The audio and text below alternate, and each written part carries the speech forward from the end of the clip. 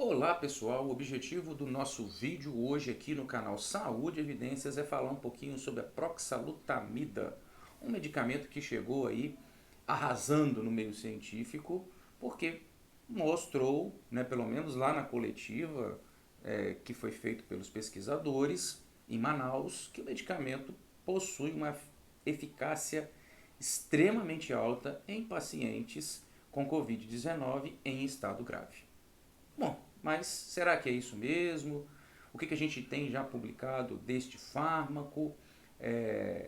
E será que o que tem publicado mostra esses resultados mesmos que foram anunciados? Bom, se você quiser saber de tudo isso e mais um pouquinho sobre este fármaco no tratamento da Covid-19, fica aqui com a gente no canal Saúde e Evidências. E se gostar do vídeo, lembre de deixar o seu like esperto aí pra gente. Bom, a proxalutamida é um medicamento utilizado no tratamento de câncer de próstata. No Brasil, ela ainda não é utilizada para absolutamente nada, porque ela não é aprovada aqui. Quem tem a patente dela é uma farmacêutica, uma companhia farmacêutica chinesa, ok? Mas ainda não foi aprovada no Brasil. O estudo que foi feito, o único estudo feito com esse medicamento que está publicado, foi um estudo, assim, duplo cego, randomizado, caso controle, né, e prospectivo, mas foi com pacientes em situação leve, não em situações graves, pacientes que não requeriam ainda hospitalização. E eles selecionaram ali um grupo de pacientes, os critérios de inclusão para participar eram o seguinte: tem que ter mais de 18 anos, ausência de tratamento de Covid nas últimas 72 horas após o diagnóstico, né? Ausência de contraindicação para qualquer tipo de tratamento que seria feito, saturação desses pacientes deveriam estar acima de 92%. 92 já é baixo, mas a gente tem visto aí que fica muito mais baixo, né? Com os pacientes graves, chega bem inferior a isso, infelizmente. Então não era tão grave assim, e sem sinais de complicações. Ou seja, como eu disse, o que tem publicado de maneira criteriosa, revisado por pares, submetido a uma revista científica e publicado é este estudo. Aquilo que foi falado naquela coletiva não é estudo publicado ainda. Pode ser que eles tenham os dados, não vou dizer que não, nem posso fazer isso, mas ainda não escreveram esses dados e submeteram a uma revista científica, onde será analisado por pares, pela comunidade científica, onde serão feitas as possíveis observações. Ainda não. Então você pode até ficar um pouco espantado, mas o que na entrevista, na coletiva que foi feito, foi um anúncio, não a expressão de um resultado devidamente submetido a uma revista científica e avaliado, tá? Bom, então eles pegaram ali um grupo de pacientes, a amostra tinha 236 pacientes, uma amostra pequena, não é um estudo de grande escala, de grande monta, né? Sendo desses pacientes, eles dividiram, colocaram 171 para o tratamento com o fármaco, com a proxalutamida, e 65 eles deixaram para o placebo, aquele medicamento que não tem medicamento, né? Não tem o fármaco, a substância ativa, vamos dizer assim.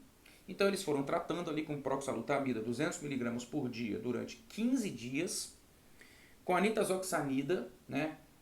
O Anita, lembra dele? 500 mg duas vezes ao dia, e a azitromicina 500 mg também aí durante 5 dias. A nitazoxanida durante 6 dias.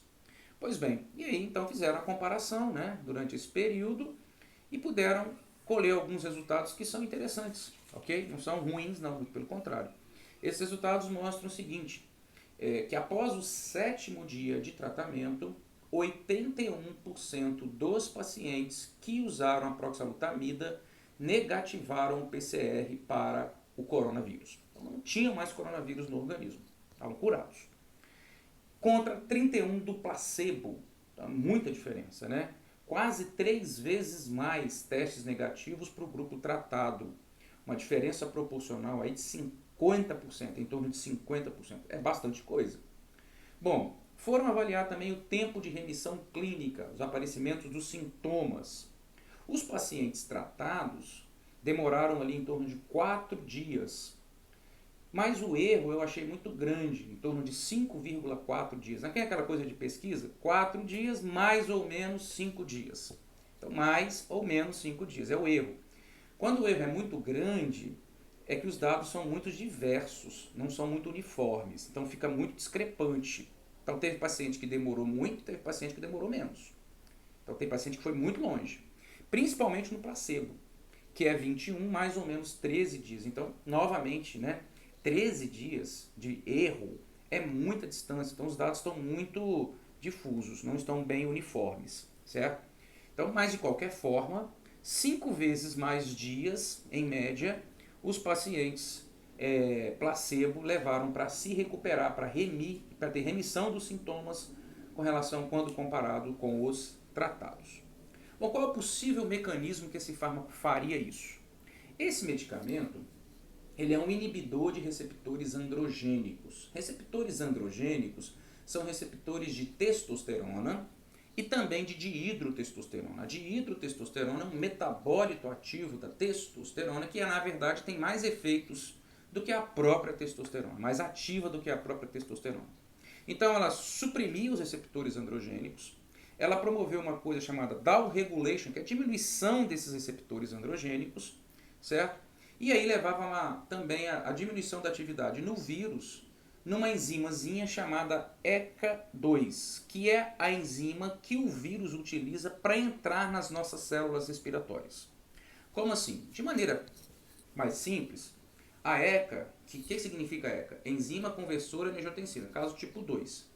Ela é uma enzima que fica na superfície, se apresenta na superfície da célula. Ela funciona como uma fechadura. O vírus tem proteínas spikes que se ligam ali nesta fechadura. Então a proteína spike seria a chave e ele abre a fechadura e entra na célula. Se não houver interação da proteína spike com o receptor, no caso a enzima, o que vai acontecer? Não vai haver a entrada do vírus na célula. Se o vírus não entra na célula respiratória, ele não faz nada. Ele precisa entrar lá, já discutimos isso aqui no canal anteriormente.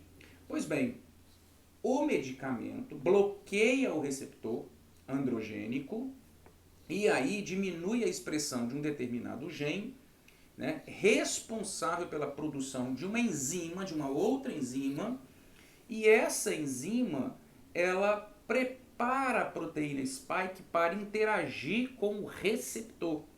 Então eu tenho a chave, a fechadura, interage, abre e entra. Essa enzima estimulada pelo receptor androgênico, que tem a sua atividade estimulada, a sua produção estimulada pelo receptor androgênico, seria o chaveiro, vamos dizer assim, que prepara a chave para ligar na fechadura e entrar, pessoal. Se eu não tenho a expressão deste gene que produz esta enzima que funciona preparando o vírus para entrar na célula, fica muito difícil o vírus entrar na célula. Diminui a afinidade da chave pela fechadura. E é isso que o medicamento faz, diminui a atividade dessa enzima. Mas o interessante que eu achei no artigo é que ele diz o seguinte, que a supressão dos receptores androgênicos e a diminuição da afinidade do vírus pela ECA2, após a administração da proxalutamida, não explica os efeitos observados clinicamente nos pacientes tratados. É preciso de mais investigação para entender melhor o que acontece. O artigo até sugere que o fármaco possa ser descoberto, que o fármaco tem efeitos anti-inflamatórios também e antitrombolíticos, mas isso é sugestão, não está provado. Se o fármaco tiver um efeito anti-inflamatório, ótimo, porque a gente sabe que o que complica essa doença é a resposta inflamatória. Quanto maior for a tempestade inflamatória, mais grave fica o paciente. E também o efeito trombolítico, que leva à formação de trombos e de problemas pulmonares muito graves, como embolia pulmonar. Então precisa de mais estudos para entender como é que esse fármaco faz tudo isso que eles estão dizendo aí. Tá, isso daí eu volto a dizer, foi feito num estudo em pacientes ambulatoriais pouco graves. Aí é que vem o problema. Não há nada, pode haver o estudo, mas ainda não está publicado, portanto, a gente desconhece os dados, como é que foi feito, em pacientes internados, como foi feito aquele anúncio. Então, aquilo lá foi só um anúncio. Não tem ainda o paper, o artigo escrito e submetido à revista e analisado por pares. Não tem, é só um anúncio. Certo? Não há a prova de uso em pacientes em estados gravíssimos, uso que a gente chama de uso compassivo. É aquele paciente que, infelizmente, não tem muito mais o que usar, ou praticamente não tem mais nada. Não tem nada que prova que ele... eles disseram que sim, mas não tem nada ali para a gente ler e ver onde é que está isso, né? O uso desse medicamento para Covid não foi aprovado até hoje por agência nenhuma regulatória, nenhuma. Não foi aprovado pela FDA americana, não foi aprovado por agências europeias e muito menos pela Anvisa. Aliás, a Anvisa nem aprovou ainda o medicamento, né, que é de um laboratório chinês, tá? Eu não tenho nada contra o laboratório chinês, contra a vacina chinesa, absolutamente, já disse isso aqui. Mas tem alguns que tem, né? E não foi aprovado. Mas não é porque é chinês que não foi aprovado, é porque não foi aprovado mesmo, certo? Até tem outros medicamentos no Brasil que são utilizados com essa finalidade, certo? E aí foi marcada uma reunião no dia 19/3, às 14 horas, entre a Cine Consultoria e a Anvisa para discutir sobre aí a aprovação, né? Porque ninguém pediu ainda o uso do medicamento aqui no Brasil, certo? Não há solicitação. A gente veio das vacinas, o laboratório X não solicitou o uso no Brasil, o laboratório Y também não. Não há solicitação. Provavelmente haveria nesta reunião. E a reunião não aconteceu, porque eles desmarcaram a reunião com a Anvisa. Então a Anvisa está aguardando. É você que tem que ir até ela. Não é ela que tem que vir até você. Bom, diante disso, outras coisas que são discutidas, é porque a gente não sabe, a gente não viu o artigo ainda, né, se ele virá mesmo, e aí a gente pode tirar nossas dúvidas ali. Primeiro, é a falta de dados sobre o atendimento padrão. Esse estudo foi feito em vários hospitais. Mas como é que era feito o atendimento padrão que cada paciente recebeu? Além do fármaco, né? Ninguém sabe. Ok? Então isso pode variar de hospital para hospital e pode interferir nos dados. Outra coisa que foi muito debatida é que foi apresentado lá que a mortalidade de pacientes em enfermarias sem o uso do medicamento era em torno de 50%. É muito alto esse dado. Esse dado é para paciente de UTI. A gente tem que ver melhor então.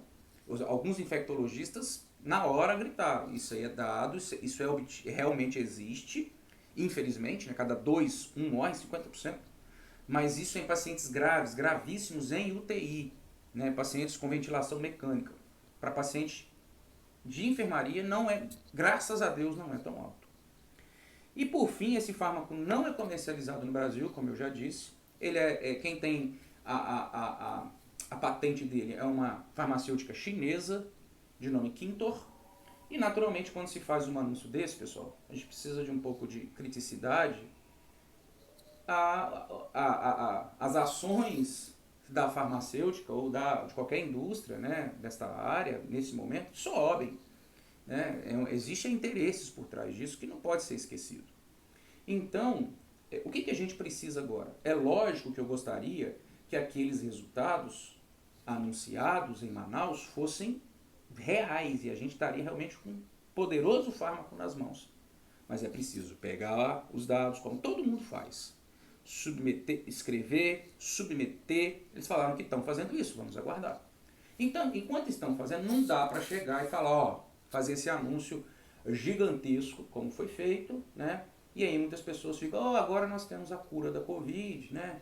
Não se usa porque não quer. Não, ainda não tem evidências completas. Falta, carece.